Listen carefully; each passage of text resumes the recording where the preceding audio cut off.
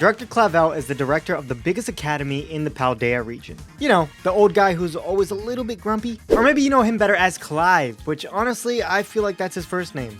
It has a good ring to it, Clavell. In one of my previous videos, I wanted to see if Larry could beat a Pokemon Violet Hardcore Nuzlocke, and he passed with flying colors, to no one's surprise. So today we're going to see if Clavell can become champion of the Paldea region and finally stop owing the Pokemon League favors. Heck, Clavell should have been champion. The rules are simple. Hardcore Nuzlocke rules as you know them, and since this is a Hardcore Nuzlocke, I will be using moves outside of Clavell's roster, like setup moves and such. Clive has a total of 7 Pokemon we can use. His teams vary depending on which starter we choose, but the best starter to choose would be Clavell, since we get the fighting type, whereas he has other Pokemon of the same typing as the other 2 starters. So yeah, this is a pretty interesting team, and I believe he can become champion with it. I mean, come on man, he has a Gyarados. If you guys do enjoy the video, make sure to subscribe and like it as it does help out the channel. Alright, let's see what Clavell can do. I'm reminiscing of the days when I used to go to the academy. This kid used to bully me all the time as a kid.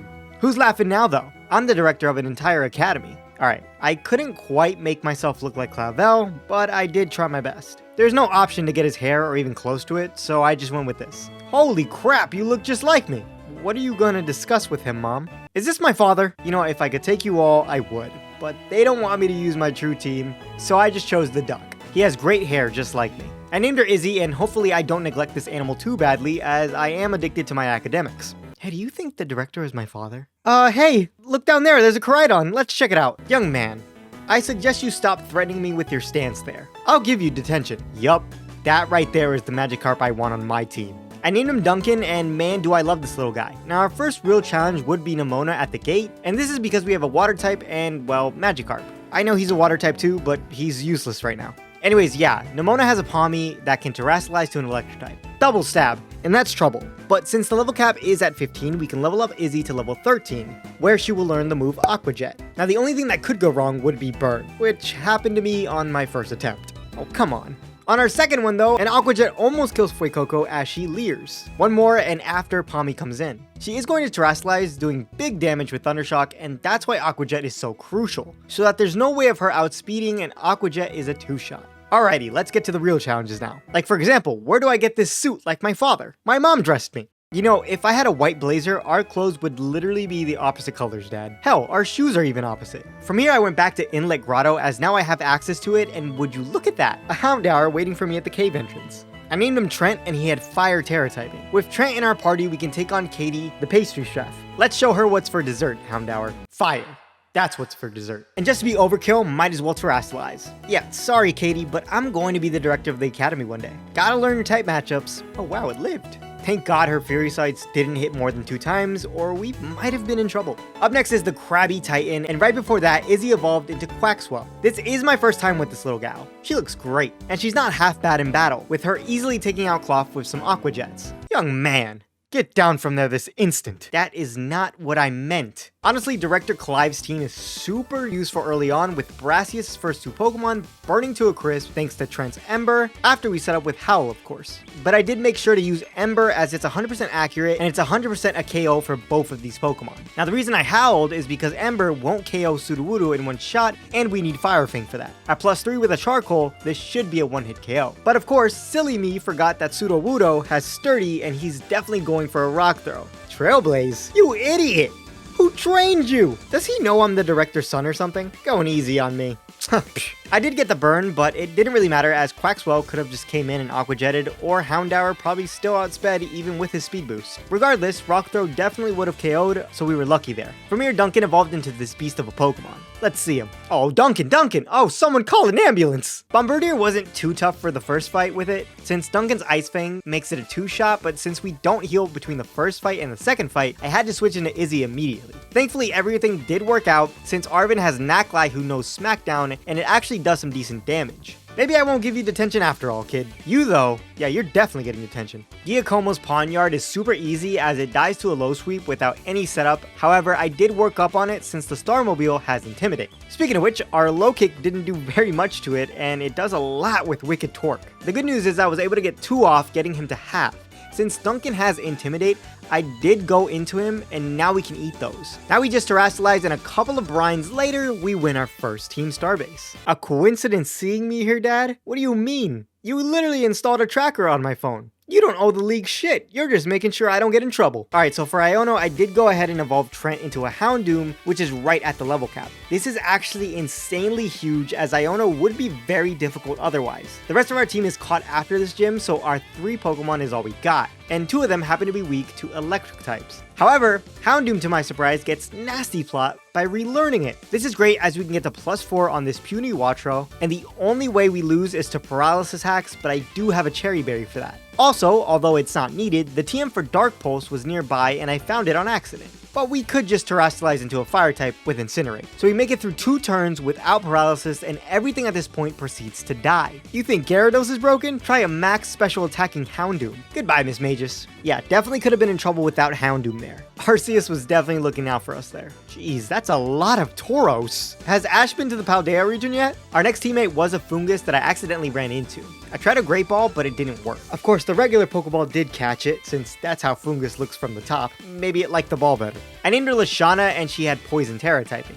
From here, I also caught an Oranguru and Tag Tree Tricket, which took some time to catch with a Great Ball, but once we did, we named her Gwen. Okay, I love Oranguru standing on his 2 feet. I wonder why his battle animation isn't like that. She had Psychic Terra typing, which is definitely better in my opinion. Now we can take on our next threat. Well, not quite. See, at level 28, Gyarados gets Rain Dance, and that plus Terastallizing and Waterfall take both Mela's Pokemon out in one shot. I mean, that's just impressive. And this also happened against the Steel Titan.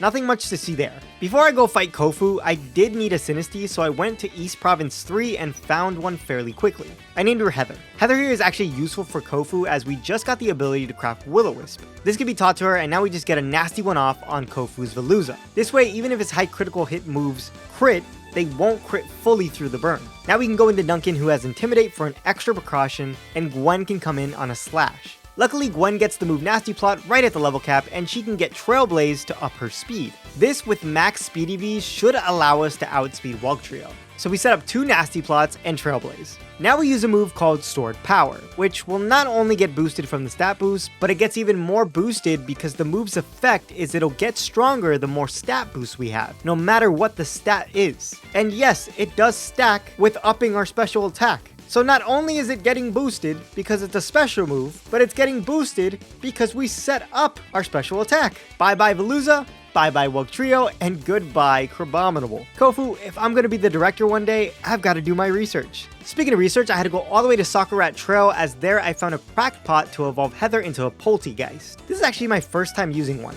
With this, we take on Atticus, a member of the Pretty Boys Club in this game. Basically, I'd lead Heather to Light Screen, but use Sweet Scent first, and thankfully he did use Toxic. This way Gwen doesn't come in on one. From here we Light Screen with a Light Clay, and after going to Gwen on a Sucker Punch. Now I set up to +6 to waste all of his Sucker Punches, and by the way, thank God he was using Sucker Punch instead of Toxic. Now we Trailblaze one more time as he uses Toxic, since he has no more Sucker Punches, but we have a Pecha Berry. I did bring Swift since it's Stab, and Skuntank is immune to our Stored Power. Now from here, Reverum and Mog proceed to die to a single Stored Power. I'm curious to see if we actually outspeed the Starmobile though. We don't, but it doesn't matter as we don't die to a Noxious Torque, and one more Stored Power saves the day. Like I said, research. That's all a director in the making needs. Now I probably just could have used Duncan with Earthquake, but what's the fun in that? Our next gym is Larry, but Izzy did evolve before this, as she knows she wants to get some action in the scene. Now normally I would go do the actual gym mission to find out this Krabby Patty formula, but like I said 2 times before, I do my research.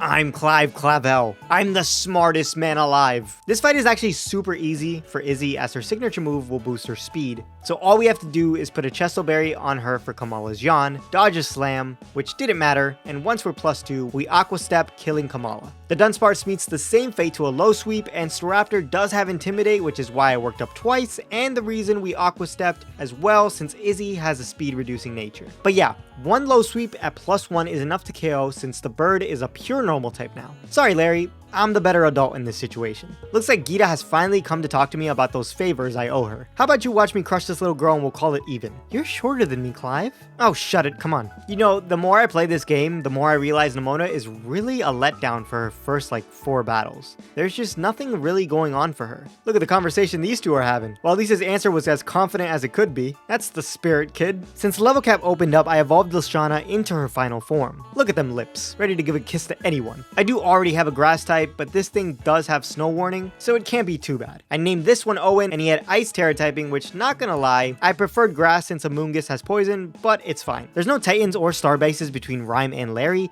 so we just go ahead and take on Rhyme, and I can only imagine how hard it is for Clive to fight this lady. He probably hates rap. Turn 1 of the fight, they go ahead and focus Izzy, which is great as I nasty plotted with Trent. Now Izzy can U-turn to break Mimikyu's disguise, and all this happened before Mimikyu could even attack, meaning Duncan can get in here for free for a big intimidate on her, and her slash does nothing. Now a Dark Pulse takes out Banette, and a Crunch doesn't quite do it to Mimikyu. Luckily though, she didn't crit with slash. The following turn, Houndstone and Mimikyu die to a Dark Pulse and a Crunch respectively. Huh, Mimikyu's dead, but it still appears on the screen. That's a new one. I guess it really is a ghost. Anyways, as you can imagine, this Toxtricity stands no chance at this point. Honestly, Clavell's team is super strong, and it's not even because of Gyarados. Lashana literally one-shot the first battle for the Great Tusk. That's impressive. And if the first fight was like that, you could imagine the second one was around the same. Good job, Lashana. Nemona? I don't know if we should be using the Gym Leader Arena to fight. You know me. I'm all about the rules. Funny enough, Gyarados has a move that is super effective against every single one of her Pokemon. Nemona just isn't a threat in this challenge. Speaking of someone that's not a threat, yeah, let's talk about Tulip. See, her first Pokemon don't have anything to stop Houndoom from sweeping, at all. There's no way a Houndoom loses this. All we have to do is have Trent set up 2 nasty plots and everything on Tulip's team bites the dust. Maybe even at +2 this would have worked. Houndoom is super underrated. I knew so much that was a win that I didn't even change the level cap. She didn't deserve it. Next up is everyone's favorite ice gym leader, Grusha. I like how I acknowledged that I messed up Grusha's gender in the last video, and 2 seconds after that, I called him a her again. But I swear that was an accident. It's not my fault you're so goddamn pretty, Grusha. Which, by the way, Grusha's also part of the pretty boy committee. Might as well throw Beat in there too. Anyways, I led Trent. Trent can learn Flame Charge, and with this we can get a nasty plot turn 1 as he goes for a Tailwind. Tailwind will allow him to go first now, and he will go for that Blizzard, and what? He froze us? Oh, thank goodness we thought out. Now Flame Charge will not only destroy the Ice Bug, but it will give us a +1 in speed.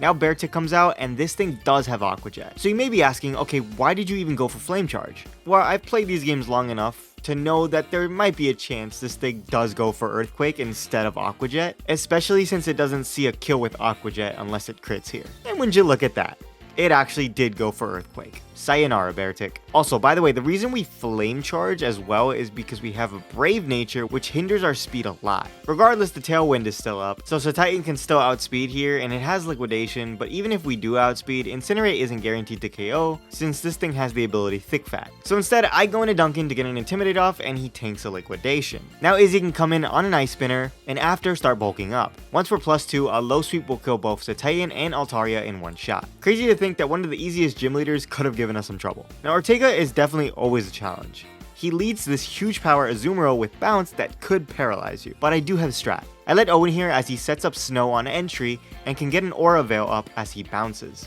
We miss a Wood Hammer as he hits us, but after, one Wood Hammer puts Azumarill in its place. Wigglytuff will come out next, which is great, and now we can get into Duncan, who can Intimidate. With that out of the way, I go into Heather on a Play Rough, which kind of sucks, but it does pop our weak armor, which will lower our defense, but boost our speed, which is good. And I'll explain why in a moment. From here we Will-O-Wisp this thing, as his Gyro Ball did nothing, and now we can begin to set up nasty plots. I go for 2 as Aurora Veil only has 2 turns left, and once that's done, the plan is about to go down. Heather here has access to Baton Pass. Now who are we Baton Passing? Good question. Lashana is our answer. From here, Sludge Bomb can destroy Wigglytuff, but I did make a minor mistake. I Terrestrialized too early. See, Daxpun has Mud Slap, which is now super effective instead of neutral, so it's going to go for that. Okay, hold on. How did we outspeed? I guess in my head, I thought weak armor was only going to pop 1 time, but it actually popped like 3, so we're +6 in speed right now. Holy crap, and we outsped the hunk of junk for a complete KO with Sludge Bomb. Lashana, you legend.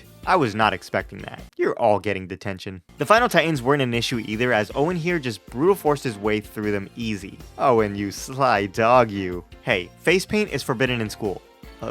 We're not in school, but you're about to be schooled. I'm gonna give you detention if you don't step away from the bell. Alright, so Aerie is our final team star boss, and she leads this pesky Toxicroak. Of course, Heather is up once again to Will-O-Wisp, but she's gonna be the one sweeping this time. Why? Because I think it's funny that a little teacup is going to destroy her entire team and her pride. I did miss Will-O-Wisp 2 times though. Not a good start. Once we're at +4 special attack, she used up all her sucker punches, meaning now she'll attack us, and I used Reflect to not KO her. I want her to attack us as she will pop our weak armor, and now we're at +2 speed. I do have a Pecha Berry on Heather in case she poisoned us, but she didn't, so now we Terrastalize and a Shadow Ball can destroy Toxicroak, Lucario, Annihilate, and Passimian.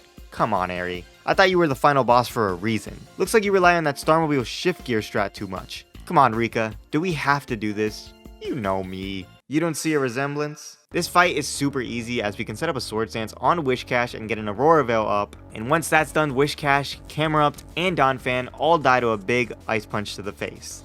Or at least that would be true if I didn't always forget that this thing has sturdy. Oh my god, how many runs has it been that I just forget that Donphan has sturdy? And that was a crit. It just doesn't look like a Pokemon that should have sturdy. That ability actually does matter as I needed Aurora Veil for Dugtrio since it's faster, but since it has sturdy, it wasted a turn of it, and now it's over. I don't want to risk dying to a Rock Slide, so I go into Duncan on a Sandstorm? Are you serious right now? Alright, well, either way, I have a decent idea. I went into Heather who came in on a Rock Slide that missed. Thank God. Then we went for a Will-O-Wisp as Dugtrio Earthquaked us. Once the thing is burned, I go for a Reflect and then immediately go for a Baton Pass into Owen who can set up Snow on entry, which gives us a defense boost. Now we can set up pretty safely as this thing goes for another Sandstorm. You played yourself, Rika. We can outspeed thanks to Heather's weak armor, giving us a speed boost, and an Ice Punch on Dugtrio will now destroy it, and this will also KO Clodsire in one hit, winning our first Elite Four battle. That definitely could have been bad. Poppy is up next, and for this one I straight up led Heather. Classic Will-O-Wisp shenanigans as she goes for a Heavy Slam. From here I go and intimidate her and keep doing this by switching in and out of Duncan with Izzy. Once Raja is -3 in attack, I go into Owen who can Aurora Veil. Now Trent can come in on a Heavy Slam that does nothing as well as taking stealth rock damage. As long as high horsepower doesn't crit, we should be fine. It doesn't, and we get a nasty plot off. Now Trent can Flamethrower Raja, Zong, and Knight in one breath. Magnezone is trouble though as it has sturdy, but that's why I had Light Clay on Owen for a big 8-turn Aurora Veil, which we still have. So we Flame Charge for shits and giggles and she uses Light Screen. Luckily with us being Terrastalized and being +2, a Light Screen won't affect the outcome of this fight. Tinkaton still ends up dying to a Flamethrower easy.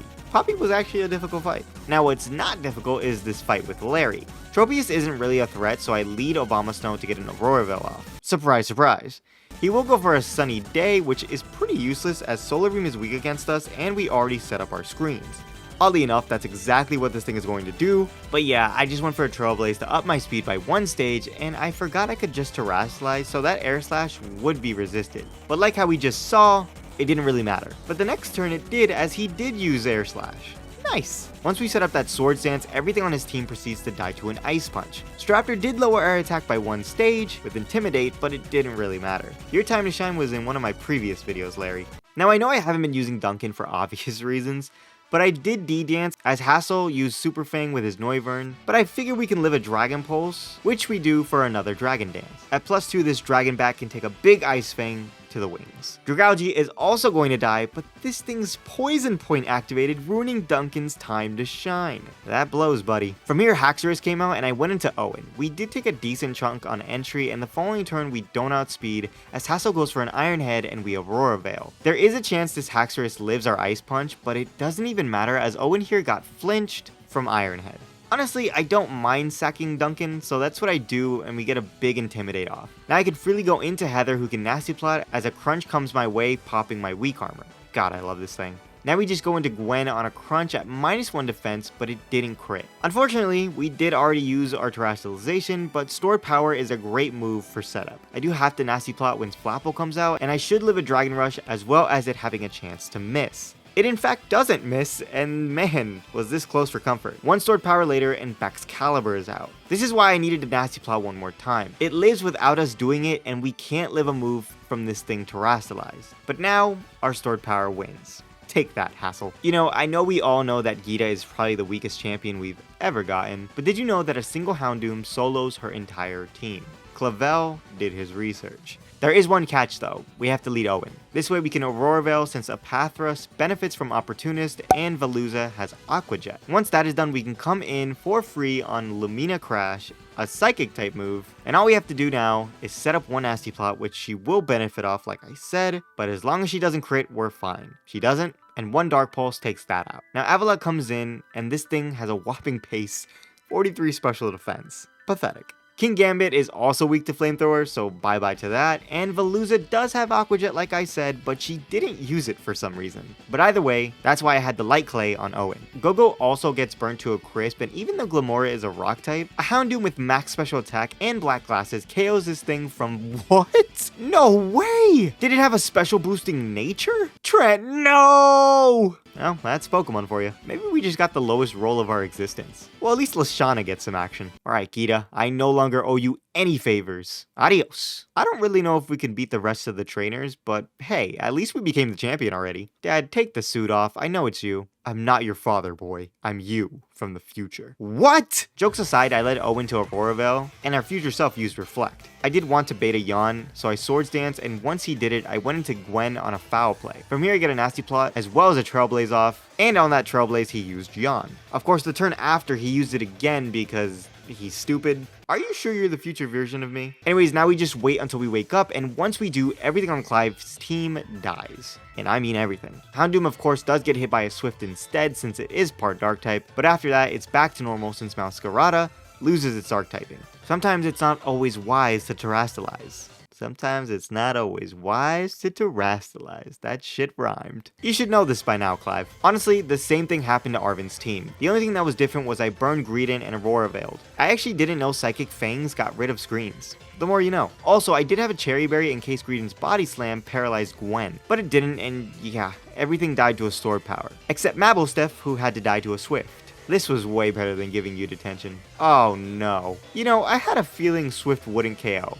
Okay, maybe detention isn't a bad idea. Honestly, no. You know what? That warrants expulsion. I still have faith though. Penny is up next, and for having 4 Pokemon, this was super simple. The synergy among this team was rooted deep down to the core. Owen can easily get an Aurora Veil off, and Heather comes in on a Baby Doll Eyes. Penny never uses that move on me, but decided to today, even a second time on my Shell Smash. I'm not a physical attacker. But anyways, after setting up 2 Shell Smashes, she hits us with a Dark Pulse, and we can Baton Pass into none other than Lashana, who has an Assault Vest. From here I Terrastalize and Umbreon dies to a Sludge Bomb. Flareon does as well, and for Vaporeon it gets dropped by a Giga Drain. We do outspeed Jolteon by a couple of points at +4 speed, and of course both Leafeon and Sylveon are both weak to Sludge Bomb. 4 Pokemon standing, and that's all we need. Clavell, you're a wuss. I would have expelled all these children. Speaking of expulsion, Nemona, if you lose, you leave this academy forever, just like Arvin. Basically, I just Will-O-Wished as she Stealth Rocked, and then she missed a big Stone Edge when we reflected. From here I went to Izzy on a crit Stone Edge, which is why Burn is so good, and now we just get to +2 on both attack and defense. And Aqua Step can kill Lycanroc and get a speed boost as well. Palmot, the Dunsparce, Orthworm, and Goodra all die to a close combat, while Skeledirge is an exception, dying to an Aqua Step. Although maybe a close combat would have killed as well since it loses its ghost typing. There we go. We got the over-obsessive battler expelled. Now there's just one thing left to do. I've already become champion of the Paldea region, but can I beat Professor Sada? Honestly, I have no idea. We have 4 Pokemon. It's looking really grim right now. Burn shenanigans as always, and then right before, Heather takes 1 for the team as she reflects. Now we can go into Izzy for free to start bulking up. There is one thing I didn't plan for, and that's Low Sweep lowering our speed and Lunge lowering our attack. But it's okay. Also, this thing did Zen Headbutt us, getting a big crit and popped our Citrus Berry as well as flinching us. She then did it again and then proceeded to lower our attack. I also didn't bulk up again, so this means I Aqua Step killing this thing and Flutter Mane came out. Unfortunately, we do not outspeed this thing and she Thunderbolts us. Yeah, we totally just lost this. Well, can Director Clavell become champion? Yes, evidently he can, but can he beat the professor? Nope, no, he didn't do enough research. But hey, this was still super fun, and on our second try, we did get that sweep off for the unofficial W. Okay, I'm lying. It wasn't the second try. It took me like 4 tries after this to get the desired outcome. I hope you guys enjoyed the video, and let me know what was your favorite Pokemon from the director's team. I think mine was Abomasnow. The new snow mechanic makes him great to use with Aurora Veil. Anyways, subscribe. Bye!